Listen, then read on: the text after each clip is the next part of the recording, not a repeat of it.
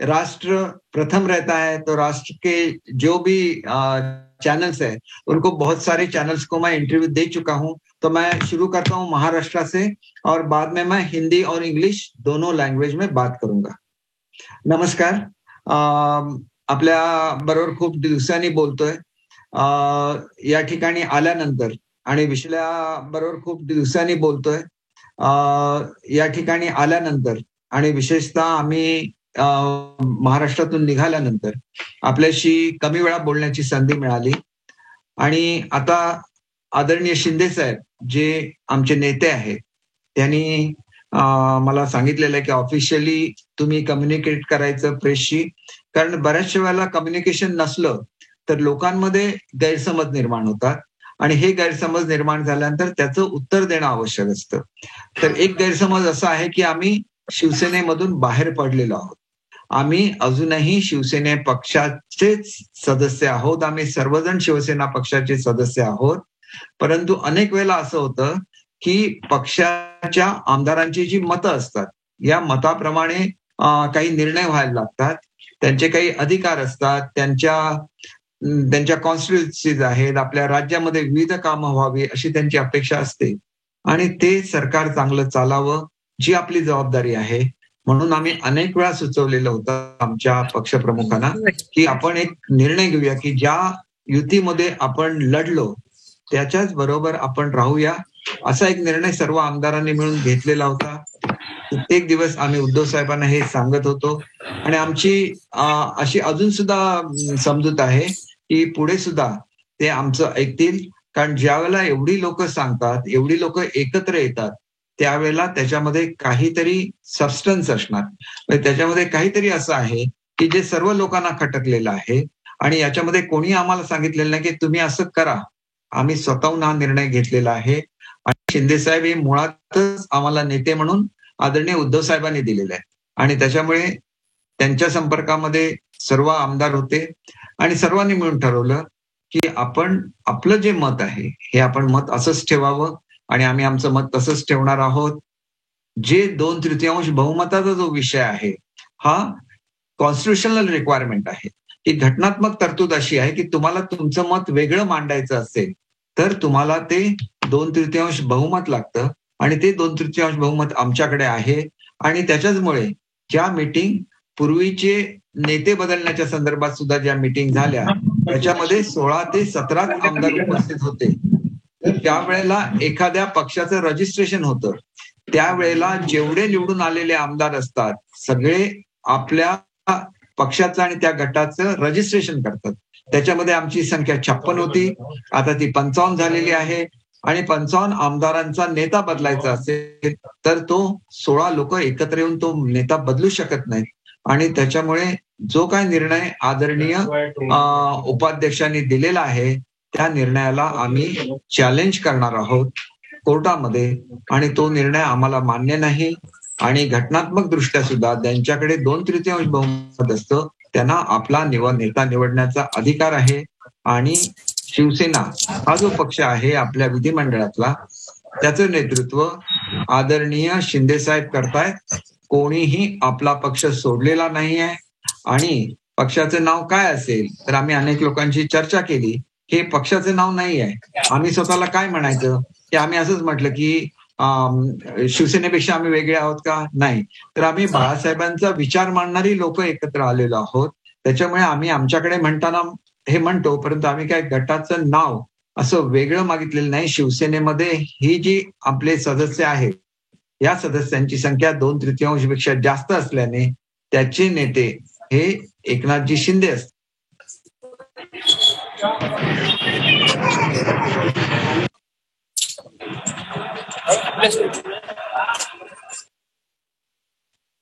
Anti defection law कोणाला द्यावा, disqualify करणार, अमुक करणार, हे जे बोललं जातं, कोणीही अँटी डिफेक्शन लॉ वाचून बघावा.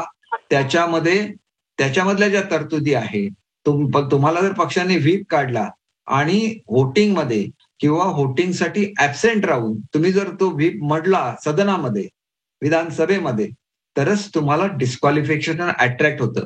परंतु घाबरवण्यासाठी म्हणून आमच्या मीटिंगला नाही आला, तरी तुम्ही डिस्क्वालिफाय होता, असं सांगितलं जातं आणि ते ऍप्लिकेशन स्वीकारले जातात. हे योग्य नाही असं मला वाटतं. आणि त्याच्यामुळे कुठल्याही परिस्थितीमध्ये ज्या वेळेला निवडून येतो, आमच्यामधलेच एक सभापती होतात, आमच्यामधलेच एक उपसभापती होतात, आमच्यापैकीच एक अध्यक्ष होतात आणि आमच्यापैकीच एक उपाध्यक्ष होतात. परंतु आमच्याबरोबर आमदार हा त्यांचा जो स्टेटस असतो तो बदलतो आणि त्यांना एक कायदेशीर अधिकार प्राप्त होतो, जो घटनात्मक अधिकार आहे. आणि मग ते उपाध्यक्ष, अध्यक्ष किंवा सभापती, उपसभापती होतात. त्याच्यामुळे त्या पदाचा जी मान आहे, ती शान आहे, ते कायम महाराष्ट्रामध्ये ठेवली जाणार याची मला स्वतःला खात्री आहे. आणि त्याच्यामुळे मला असं वाटतं की याच्यामध्ये कुठलीही अडचण येणार नाही. आम्ही कोणीही पक्ष सोडलेला नाहीये आणि त्याच्यामुळे जे काय आज महाराष्ट्रामध्ये चुकीचं वक्तव्य केलं जातंय आणि लोकांना रस्त्यावर उतरण्याची जी भाषा केली जाते, ही भाषा चुकीची आहे. आणि त्याच्यामुळे मी सर्वांनाच आवाहन करतो, महाराष्ट्रातल्या तमाम जनतेला आवाहन करतो, सर्व शिवसैनिकांना आवाहन करतो की आपण रस्त्यावर येण्याची काहीही गरज नाहीये. आपल्याला जे सांगितलं जातं ते आणि प्रत्यक्षातली वस्तुस्थिती ही वेगळी आहे आणि त्याचं तुम्ही निश्चितपणे ती समजून घ्याल. कुठल्याही परिस्थितीमध्ये बाळासाहेबांचा जो विचार आहे तो विचार पुढे घेऊन पुढे नेला जाईल याची मी आपल्याला या माध्यमातून खात्री देतो. दीपक जी, मैं दिनेश मौर्य, मेरा सवाल हिंदी पहले जरा मराठी में मैंने जी बात की। दीपक जी, हाँ, एक प्रश्न की तुम्ही या सरकारचं समर्थन कधी काढणार आहे, त्याबाबत काही निर्णय झाला का? सर पहले गुवाहाटी से हूँ सलाम का हिंदी में काढण्याबाबत काही निर्णय झाला का? सर पहले हिंदी में थोड़ा जानकारी मिलने से अच्छा था। जरा सुनिए, मैं बाद में हिंदी में बात करूंगा।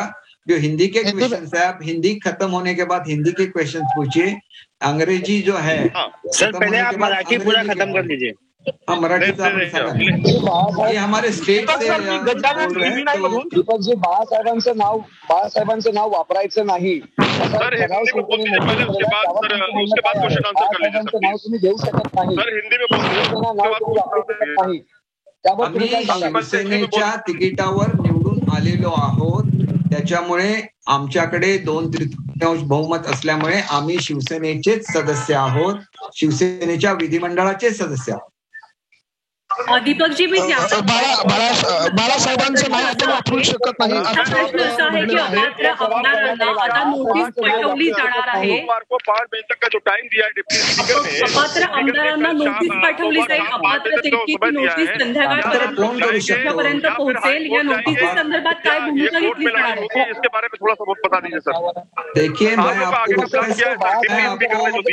मैं आपको रिक्वेस्ट करता हूँ कि मेरा मराठी में जो कहना था वो मराठी का कहना खत्म हुआ है।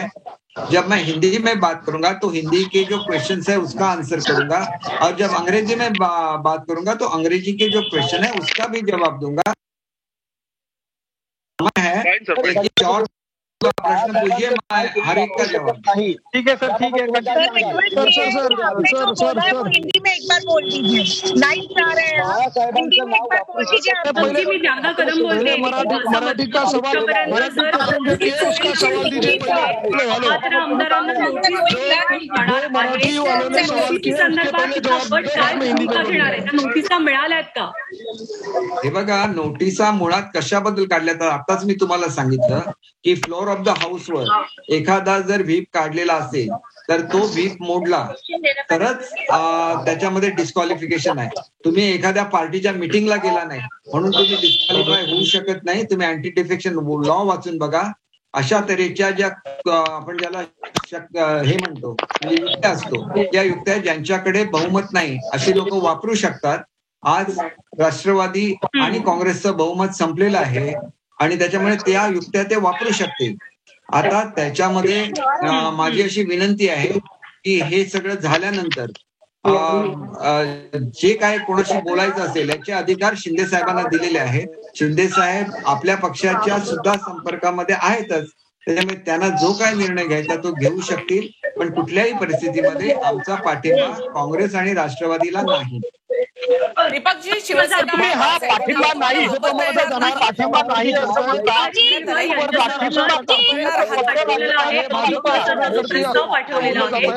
प्रस्तावाच्या वैधतेबद्दलही सवाल उपस्थित करण्यात आलेले आहेत. याबद्दल तुमची प्रतिक्रिया? अविश्वासाचा प्रस्ताव विधानसभा उपाध्यक्षांसंदर्भात. एक सवाल पूछो भाई. आपण एक वेळा एक प्रश्न विचारला तर त्याची मी उत्तर देऊ शकेन. सांगितलं असेल तर त्याचा आम्ही विचार करू. असं काय आमचा मुळात गट स्थापन झाल्यानंतर हा प्रश्न येईल. आजची तक्रार निवडणूक आयोगाकडे करणार आहे शिवसेना, त्याबद्दल तुमचं म्हणणं काय आहे? बाळासाहेबांचं नाव वापरायचं नाही. त्यांनी जर तशी केली आणि निवडणूक आयोगाने तशा सूचना दिल्या तर त्याचं पालन केलं जाईल. मग हा अँटी डिफेक्शनचा प्रश्न आहे. जो प्रश्न आहे त्याच्यामध्ये जे लिहिलेलं आहे की तुम्ही फ्लोर ऑफ हाऊसवर विरोधी मतदान करू शकत नाही किंवा दुसऱ्या पक्षात जाऊ नये. आमच्यापैकी कोणीही दुसऱ्या पक्षात गेलेला नाही हे मी तुम्हाला स्पष्टपणे सांगतो. स्पष्ट प्रश्न आहे की शिवसेना पक्षप्रमुख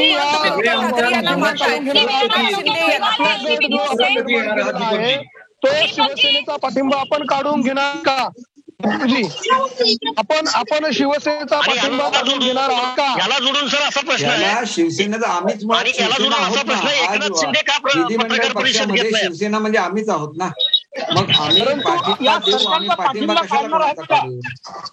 आम्ही कशाला कोणाचा पाठिंबा काढू? आम्ही शिवसेना आहोत, शिवसेनेमधून निवडून आलेलो आहोत.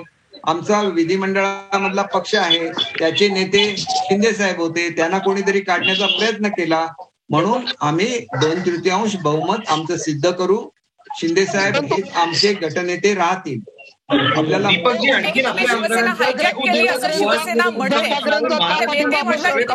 करण्याचा प्रयत्न करताय शिवसेनेला.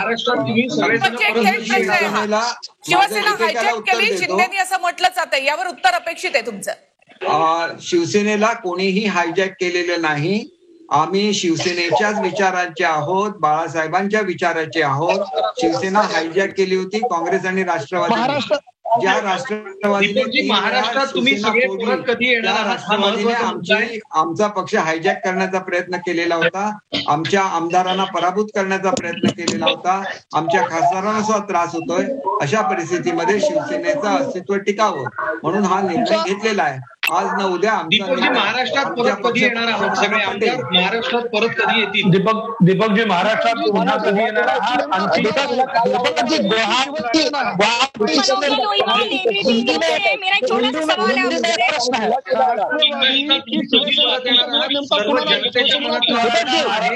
उपस्थित राहायचं आहे.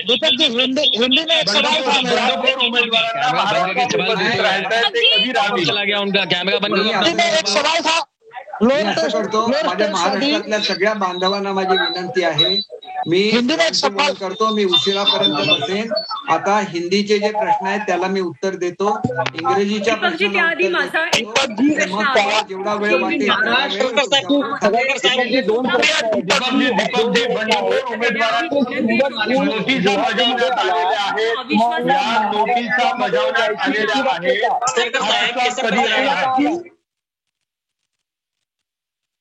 नोटिसा बजावण्यात आलेल्या आहेत. त्या नोटिसांना उत्तर दिलं जाईल. त्याला प्रिन्सिपल ऑफ नॅचरल जस्टिस असतं.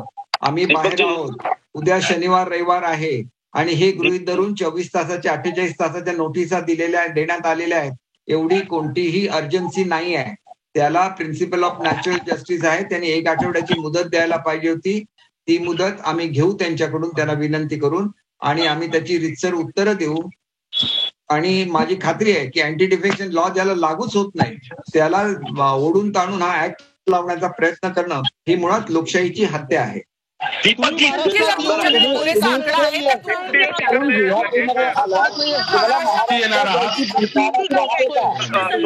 प्रत्यक्ष उपस्थित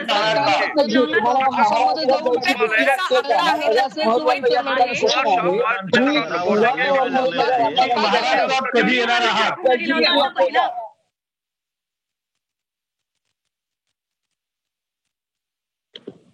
तुमच्याकडे असलेल्या आमदारांच्या घराला हल्ले व्हायला लागलेत, त्याबद्दल तुम्ही काय बोलणार आहात का नाही? निश्चितपणे बोलणार आहे. मला त्याच्याच बद्दल बोलायचं आहे की या ठिकाणी आम्हाला यायला, आता प्लीज मध्ये बोलू नका, मी बोलतोय. आपल्याला सर्वांना विनंती आहे, मी आपल्या प्रश्नाचं उत्तर देतोय की इथं तुम्ही म्हणता की आम्ही महाराष्ट्रामध्ये आलं पाहिजे आणि इथं तेच राऊत बोलतात की आम्ही रस्त्यावर उतरणार. ते आमदारांच्या घरावर, आमदारांच्या ऑफिसेसमध्ये मोडतोड करत आहेत. अशा वेळेला मला एक आठवण करून द्यायची आहे महाराष्ट्राच्या कर्तव्यदक्ष मुख्यमंत्र्यांना की त्यांनी ज्यावेळेला मुख्यमंत्री पदाची शपथ घेतली त्याला घटनेची एक शपथ असते की कोणाच्या बद्दल ममत्व किंवा कोणाच्याही बद्दल आकस न बाळगता मी माझं कर्तव्य पार पाडेन. आणि आता ते घटनात्मक कर्तव्य पार पाडण्याची वेळ आलेली आहे. त्यांनी ताबडतोब आदेश केला पाहिजे की सर्व त्यांचे जे कार्यकर्ते आहेत त्यांनी ही मोडतोड बंद करावी आणि कायद्याचं पालन करावं. हे घटनात्मक कर्तव्य आहे. सर एकच प्रश्न आहे सर, एकच प्रश्न आहे सर. मुख्यमंत्र्यांना आता आव्हान देत आहे, पक्ष प्रमुख आहे, त्यांना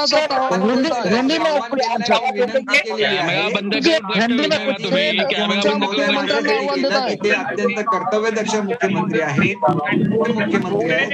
त्यामुळे मी त्यांना आठवण करून दिली की हे तुमचं कर्तव्य आहे. महाराष्ट्रात सगळे आमदार सर कधी येतील? शिवसेनेच्या घटनेनुसार पक्षप्रमुखांना सर्व अधिकार आहेत.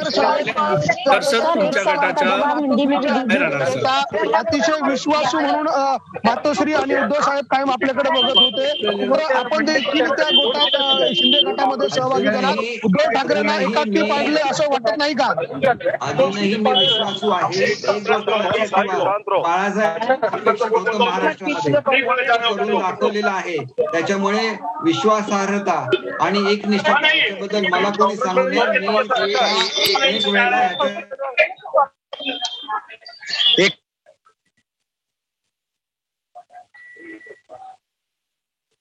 मान्य नाही. आणि असं जर होत असेल आमदारांच्या संदर्भात तर मी ह्याच्या संदर्भात वेगळा निर्णय घेणार. हे मी जाहीरपणे प्रेस घेतली, त्याच्यामध्ये सांगितलं आणि नंतर मी मुंबई सोडलेली आहे. ज्या वेळेला महाराष्ट्रामधली ही परिस्थिती बदलेल त्यावेळेला आम्ही मुंबईमध्ये येऊ. आमचा गट आहे तो स्थापन करण्याचे आम्हाला घटनात्मक अधिकार आहे आणि आमचा घटनात्मक अधिकार आम्हाला मिळाला पाहिजे आणि तो मला मिळावा. ही घडलं पाहिजे महाराष्ट्रामध्ये. आणि महाराष्ट्रामध्ये जर घटनेचं उल्लंघन होत असेल तर मग त्याच्यासाठी कोर्टाचा मार्ग मोकळा आहे. हिंदीमध्ये आता मी हिंदी में बोलू का? म्यूट केला, तुम्ही बोला. मैं अभी हिंदी में बात करता हूँ. देखिए हम लोग अभी भी शिवसेना में हैं. हिंदी में बात करता हूँ. देखिए हम लोग अभी भी शिवसेना में हैं. जो एक मिसअंडरस्टैंडिंग फैली जा रही है कि हम लोगों ने शिवसेना छोड़ी है, ऐसी कोई भी बात नहीं है. हम सिर्फ अपना गट अलग कर रहे हैं और जो बाला साहब की विचारधारा है कि हम किस दिशा में जाना चाहते हैं इसके बारे में हमने हमारे पक्ष प्रमुख जी को बार बार विनती की थी कि हमें इसी दिशा में जाना है. और हमारा जो कहना था हमने उनको बोल दिया है. उनको मान्य करना, ये न मान्य करना, ये उनका अधिकार है. लेकिन जिस राह पे हमको चलना है उस राह पे चलने के लिए हमारे पास जो बहुमत चाहिए वो बहुमत हमारे पास है. 2/3 बहुमत हमारे पास है.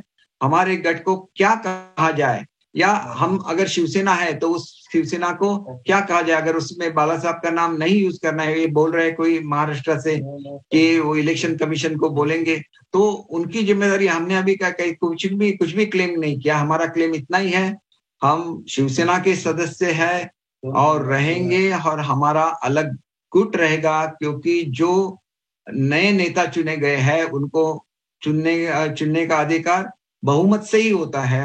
वो बहुमत वहां पे नहीं था. मैं भी उस मीटिंग में प्रेजेंट था. मैंने देखा है कि 16 से 17 से ज्यादा लोग वहां पे उपस्थित नहीं थे.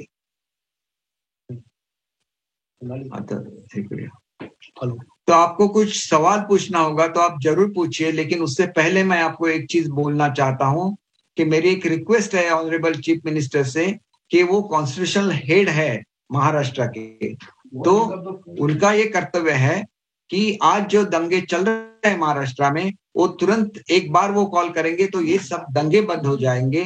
और ये उनका कर्तव्य है और वो बहुत ही कर्तव्य दक्ष मुख्यमंत्री है तो हमारी उनसे विनती है कि ये जल्द से जल्द अपना जो मुख्यमंत्री का कर्तव्य है वो पूरा करे और महाराष्ट्र की जनता को रिलीफ दे। Okay, questions. अब आप क्वेश्चंस पूछिए, एक एक करके पूछिए।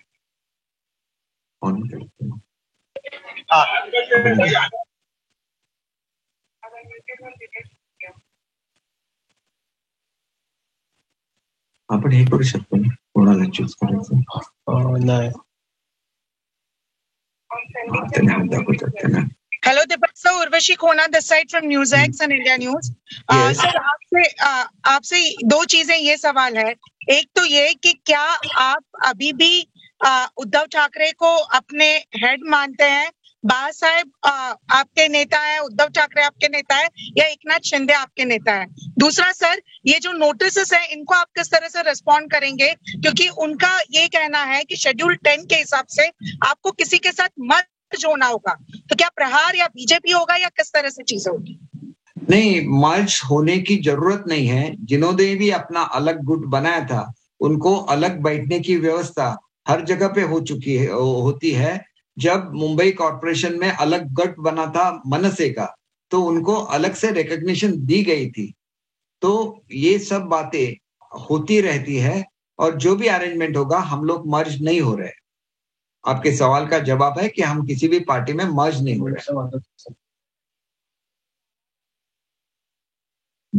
सेकंड केसरकर जी, आपको मेरी आवाज आ रही है?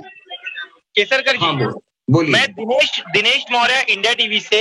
मेरा सवाल ये है कि आज संजय राउत ने कहा है कि बाला साहब, अगर आप लोग, जो आप बागी ग्रुप है, अगर आपको किसी का नाम इस्तेमाल करना है तो अपने पिता का नाम का इस्तेमाल करिए, शिवसेना के बाप जो हैं उनके नाम का इस्तेमाल मत करिए। तो आप क्या जवाब देंगे संजय राउत को?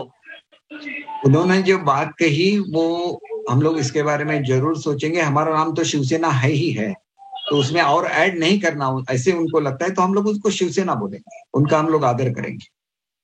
अच्छा, लेकिन साथ ही में सर वो कह रहे कि आप बाला साहब की विरासत को, बाकी के लोगों को भी बोलना चाहिए, बाकी के लोगों को दुसऱ्या नातं हे करा। सोनाली दुसऱ्या हात ते हे आहे ना, ऑनलाईन मराठी बातम्या लिहिल्या। जी दीपक जी, माझा प्रश्न आहे की तुम्ही गट निर्माण करणार आहात, तुम्ही म्हणालात की तुम्ही विलीनीकरण नाही करणार, तर मग गटाचं तुमचं नाव काय असेल? म्हणजे शिवसेना बाळासाहेब? लोकांचं मागणी अशी होती आमच्या सदस्यांची की शिवसेना बाळासाहेब असं ठेवलं पाहिजे, पण यांचं म्हणणं आहे की तुम्ही बाळासाहेबांचं नाव वापरू शकत नाही वगैरे असं ते म्हणतात। त्यांच्या म्हणण्याचा आम्ही निश्चित विचार करू आणि नुसतं शिवसेना करू। बरं दीपक जी, आकडा आहे तुमच्याकडे, मग तुम्ही मुंबईत का येत नाहीत, महाराष्ट्रामध्ये का येत नाहीत? आकडा आहे, परंतु दबावाखाली जे निर्णय होतात ते बघितले तर महाराष्ट्रामध्ये सध्या येणं सेफ वाटत नाही। तुम्हीच चित्र दाखवतायत कशा रीतीने महाराष्ट्र पेटवण्यात आलेला आहे, आणि हा पेटवण्यामध्ये ज्या व्यक्तीने रस्त्यावर उतरायला सांगितलेलं आहे त्या व्यक्तीवर कोणतीही कारवाई महाराष्ट्र शासनाने केलेली नाही। असं जर दुसऱ्या कोणी सांगितलं असतं की रस्त्यावर उतरा आणि दंगली करा, तर तुम्ही त्याला सोडलं असतं का? मी या खात्याचा मंत्री राहिलेलो आहे, ताबडतोब तुम्ही त्याच्यावर कारवाई केली असती की नाही? शेवटी लॉ अँड ऑर्डर फेल्युअर व्हायला देऊ नका, आणि मग आपण म्हणायचं की लॉ अँड ऑर्डर फेल्युअर नाही झालेलं आणि मग केंद्राने हस्तक्षेप करू नये असं तुम्ही म्हणू नका। तुम्ही ते लॉ अँड ऑर्डरचे जे नॉर्म्स आहेत ते पाळा, कारण तुमचं ते घटनात्मक कर्तव्य आहे। दीपक जी, उद्धव ठाकरे असं म्हणतात की तुम्ही इथे येऊन का बोलत नाहीत?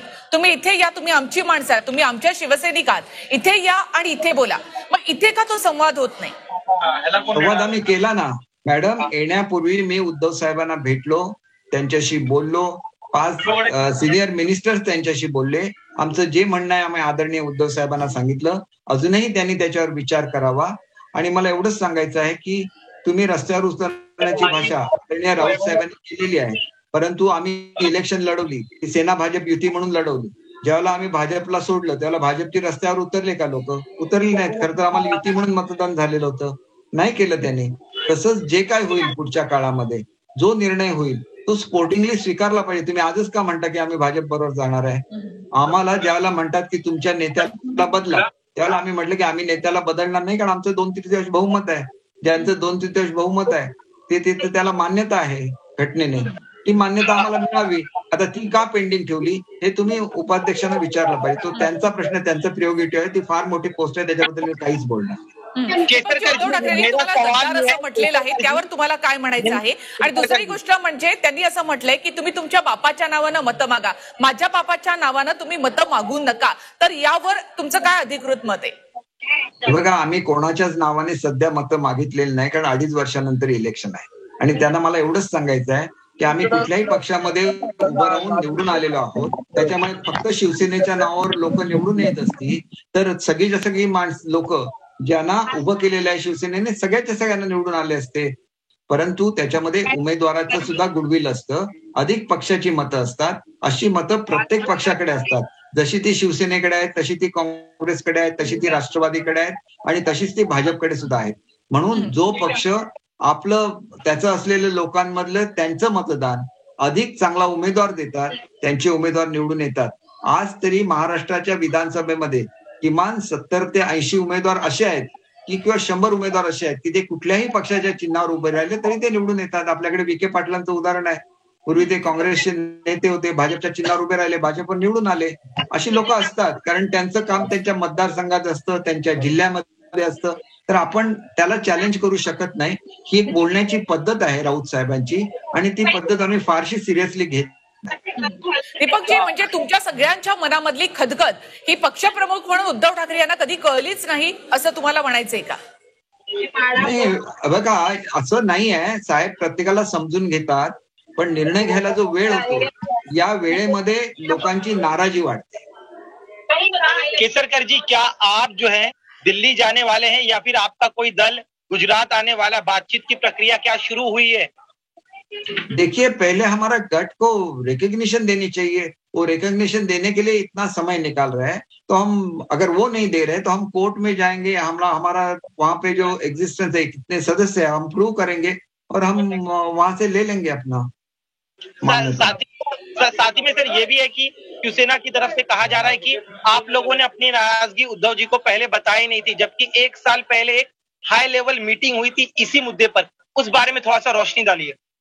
देखिए, आज तो मैं उस पर रोशनी नहीं डालूंगा, क्योंकि कुछ चीजें ऐसी होती है जो डिस्क्लोज नहीं की जाती एक रिस्पेक्ट की वजह से.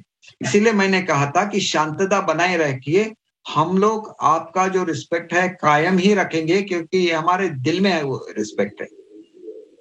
आपको लगता है कि बाला साहब का इस्तेमाल करके जो है मौजूदा जो शिवसेना है बार बार बाला साहब के नाम का इस्तेमाल कर अपना बचा कुचा बेस बचाने की कोशिश कर रही है, क्योंकि उन्हें संगठन टूटने का डर सता रहा है?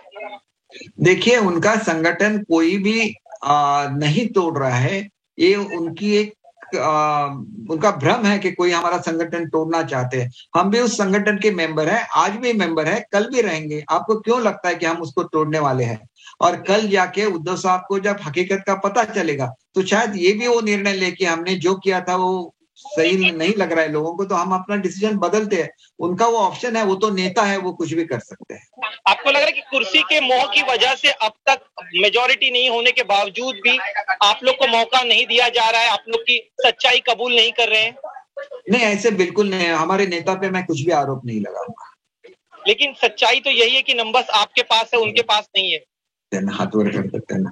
देखिए, हमारे पास नंबर है, लेकिन हम लोग रिस्पेक्ट करते हैं उनका. हम लोग बाला साहब के शिव सैनिक है, तो हम लोग उद्धव साहब का रिस्पेक्ट करेंगे. हम लोग क्यों उनके खिलाफ बोलेंगे? हमारा इतना ही कहना है कि ओरिजिनल जहां जिस नाम पे आपने ये किया था, इलेक्शन लड़ा था, उस नाम पे हम लोग ये करेंगे, ऐसे मुझे लगता. दीपकजी, महाविकास आघाडीतनं काही झालं तरी बाहेर पडायचंच आहे, भाजपसोबत जायचंच आहे, हे खरं कारण एकाकडे म्हटलं जातंय. बाकीची कारण अशीच दिली जात आहेत का खरंच घुसमट झालेली होती, 2.5 वर्ष एनसीपी संपवते शिवसेनेला, हे सातत्याने तुमच्याकडनं सांगितलं जात होतं? हे सातत्याने सगळे आमदार मला सांगतायत. खरं तर काय, मी एनसीपी मध्ये होतो, त्याच्यामुळे माझे सगळ्या मंत्र्यांशी चांगले संबंध आहेत. पण माझे एकट्याचे चांगले संबंध असून काय उपयोग आहे? तिथं 2 नंबरला आमच्याकडे एनसीपी नव्हती, माझ्याकडे 4 नंबरला एनसीपी होती. त्याच्यामुळे एनसीपी जिथं 2 नंबरला आहे तिथं पडलेल्या उमेदवाराला ताकद दिली जात होती. ही वस्तुस्थिती आहे. मग लोक कसे सहन करणार की तुम्ही एकतर सत्तेमध्ये पराभूत झाला होता युतीच्या समोर, अशा वेळेला तुम्ही परत सत्तेमध्ये आला, त्याला शिवसेना कारणीभूत ठरली. मग शिवसेनेला तेवढं तर तुम्ही दिलंच पाहिजे ना महत्व, की आम्ही तुमच्या माणसांना डिस्टर्ब करणार नाही असं. आणि समजा ते करत असतील तर उद्धव साहेबांनी त्यांना बोलवून सांगितलं असतं तर हा प्रश्न सुटला असता. कुठल्याही प्रश्नाची ग्रॅव्हिटी लक्षात आली नाही, त्याच्यावर निर्णय झाला नाही, त्याच्यातून ही परिस्थिती उभी राहिलेली आहे. कोणीही उद्धव साहेबांच्या विरोधात नाही, सर्व बाळासाहेबांच्या विचाराचे आहे. येण्यापूर्वी मी आदित्यजींच्या गाडीमध्ये होतो, त्यांना समजून सांगितलंय सगळ्यांच्या बद्दल आम्हाला प्रेम आहे. आणि मी सांगा, मी एवढी मोठी लढाई कोकणामध्ये केली, मला स्वतः पंतप्रधान कार्यालयामध्ये बोलवण्यात आलं होतं, मी का नाही गेलो? तर मराठी माणसाच्या मागे शिवसेना उभी राहते, मराठी माणसाच्या हाताला त्यांनी काम दिले, म्हणून एवढ्या मोठ्या व्यक्तीला न भेटता मी दिल्लीवरून परत आलो. माझ्यावर पर्रिकर साहेब होते, त्यांना मी समजावून सांगितलं. मी असा मनुष्य आहे की मी त्यांना सांगितलं की पुढच्या काळामध्ये तुमच्या 2 पक्षामध्ये मी दुवा बनेन, कारण त्यावेळेला ते एकत्र होते. मग मला हा का प्रश्न येणार? मला असं वाटत नाही. आणि मी ही भूमिका सुरुवातीपासून साहेबांना सांगतोय की तुम्ही आणि भाजप एकत्रच राहिलं पाहिजे, कारण मुख्यमंत्री आणि पंतप्रधान ज्या वेळेला एका दिशेने चालतात त्यावेळेला ते राज्य मोठं होतं. आणि महाराष्ट्र हे फायनान्शियल कॅपिटल आहे भारताचं. ज्या वेळेला महाराष्ट्र मोठा होईल, भारत सुद्धा मोठा होईल. आणि पंतप्रधानांना अतिशय प्रेम हे मातोश्रीबद्दल आणि विशेषतः बाळासाहेबांच्या बद्दल आहे. आणि असं असताना जर तुम्ही केवळ अशासाठी भूमिका घेतली की राज्यातले कोणीतरी आपल्याला त्रास देतात, तर तिथं ते बोललं जाऊ शकलं असतं. ही लोक आम्हाला त्रास देतात, तुम्ही बोलू शकला असतं तर सर्वोच्च न्यायालयात भारताचे. दीपकजी, 2 महत्वाचे माझे प्रश्न आहेत. पहिला प्रश्न असा आहे की दीपकजी, तुम्ही आघाडी सरकारचा पाठिंबा सगळेजण कधी काढून घ्याल? आणि दुसरा प्रश्न असा आहे की तुम्ही वारंवार सगळेजण सांगतात, नाराज आमदार, की आमचा रोष हा उद्धवजींवर नाहीये किंवा शिवसेनेवर नाहीये, तर तुमचा सगळ्यांचा रोष हा संजय राऊत यांच्यावर आहे का? बघा, संजय राऊतांवर रोष असण्याचा प्रश्न नाही, कारण ते आमच्या विधिमंडळाचे सदस्य नाही. ते फक्त बोलतात आणि ते बोलताना सुद्धा त्यांची स्पीचेस फायरी असतात.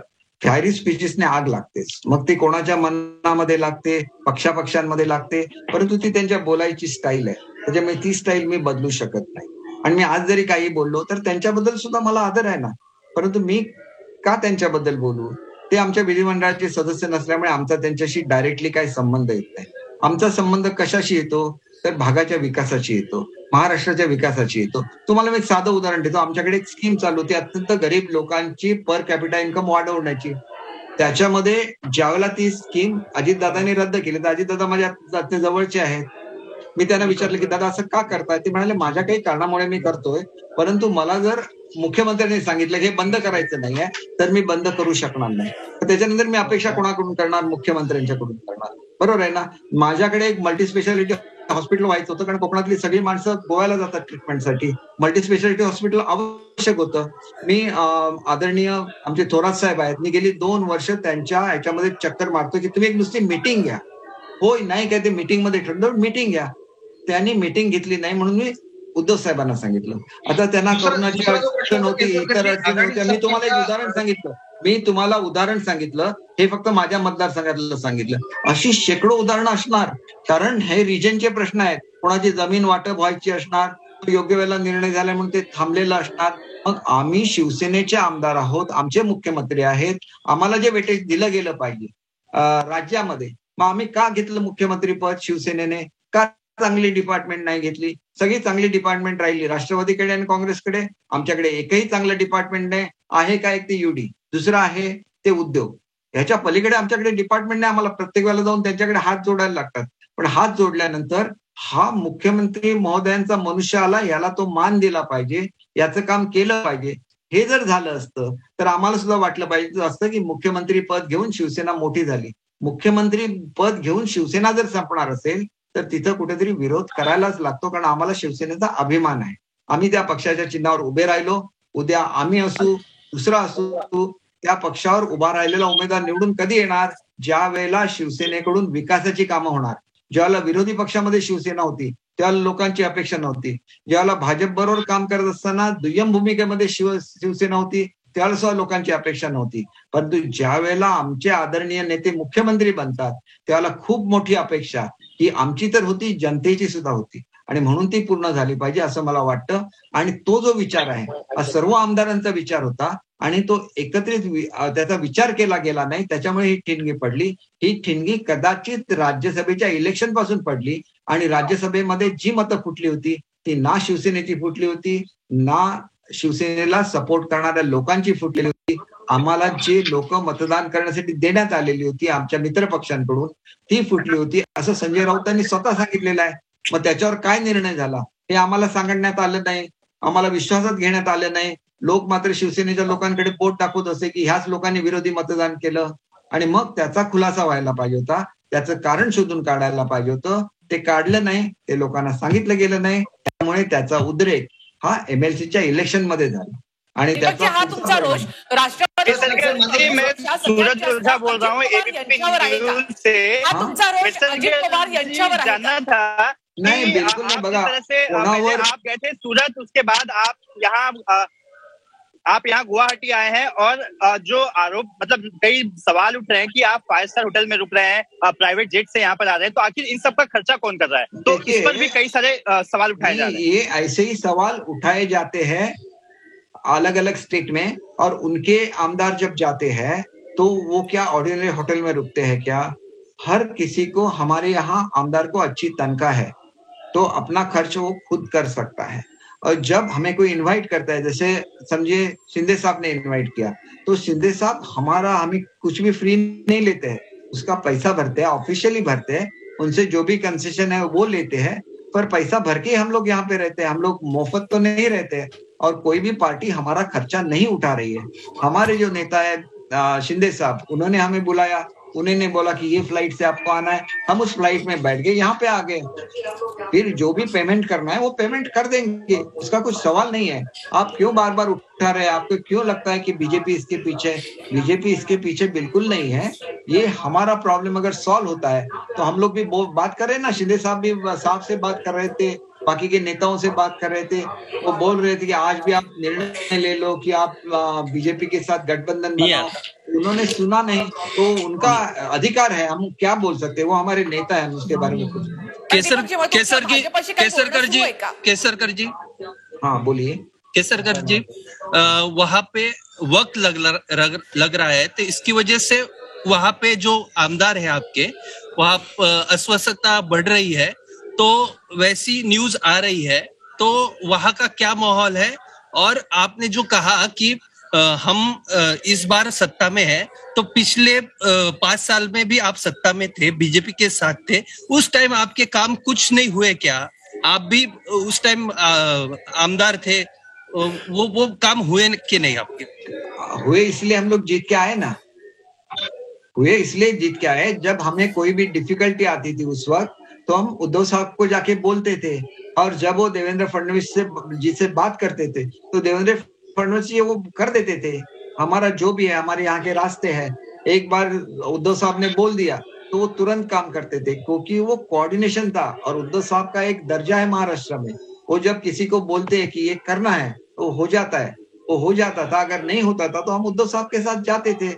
हालांकि मैं जहाँ पे मंत्री हूँ, मुझे उद्धव साहब बोलते कि इनको ये करना है, तो हम लोग बोलते थे, हमारे जो सीनियर थे तो हम लोग बोलते थे.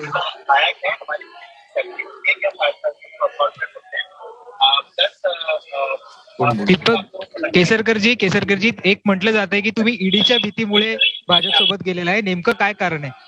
ईडीमुळे तुम्ही भीती किती लोकांना वाटते? तुम्ही एक गोष्ट लक्षात घ्या, 1, 2, 3 बाकीचे तर सर्वसामान्य शेतकरी आमदार आहेत ना, त्यांना ईडी काय लागते? त्यांना ईडी लागत नाही, बरोबर. त्यांना प्रेम लागतं. प्रेमाची कमतरता झाली, भेटीची कमतरता झाली, आणि भेटणारं कोण होतं? एकमेव एकनाथ शिंदे साहेब. त्याच्यामुळे ते प्रेम वाढलं. केसरकरजी, तुम्ही बीजेपीशी संपर्कात आहात का? तुमचं काही बोलणं सुरू आहे बीजेपीशी? आमचं काहीही बोलणं नाहीये. मला आपल्याला सांगायचं आहे की आमचा घटनात्मक अधिकार 2/3 बहुमत झाल्यानंतर जो मिळाला पाहिजे. आता घटनात्मक अधिकारासाठी किती वेळा बोलायचं? घटनात्मक अधिकार असाच मिळाला पाहिजे. मग त्याच्यामध्ये कोणतरी जाऊन बसणार उपसभापतींच्या ह्याच्यामध्ये, त्यांना मार्गदर्शन करणार, काय करायचं होती. एवढी मोठी ऑथॉरिटी आहे. मी पुस्तक वाचा, आमच्या सह्या कन्फर्म करा, आम्हाला मान्यता द्या, आम्ही ताबडतोब येतो महाराष्ट्रामध्ये. बीजेपीकडनं तुम्हाला काही ऑफर मिळालेली आहे का? म्हणजे शिंदे साहेब त्यांच्या व्हिडिओमध्ये असं म्हणाले होते की चांगलं प्रोफाईल आपण मागून घेऊ, चांगली खाती आपण मागून घेऊ, असं त्यांचं त्या व्हिडिओमध्ये होतं. तर तसं काही ऑफर आली आहे? शिंदे साहेब नेते म्हणून आम्ही शिंदे साहेबांना सर्वाधिकार दिलेला आहे मॅडम. आणि त्याच्यामुळे असं आहे की शिंदे साहेब जे काय करणार ह्या वाटाघाटी पूर्वी ज्या वेळेला मुख्यमंत्री उद्धव साहेब झाले त्यावेळेला चांगली खाती मागितली नाही आणि त्याच्यामुळे आम्हाला जे सहन करायला लागलं त्या पार्श्वभूमीवर आम्ही नेहमीच म्हणणार की चांगली खाती मागून घ्या तर आपल्या लोकांची आपण कामं करू शकतो. कारण आम्ही एक त्यांच्याकडे जी खाती असतात ते आपल्या पक्षालाच न्याय देतात. त्यांनी संपूर्ण महाराष्ट्राला न्याय दिला पाहिजे आणि आमच्या वाटेला जी खाती शिंदे साहेबांच्या वाटेला येतील ते प्रत्येकाला न्याय देतील. मराठ्यांची तळपती तलवार म्हणजे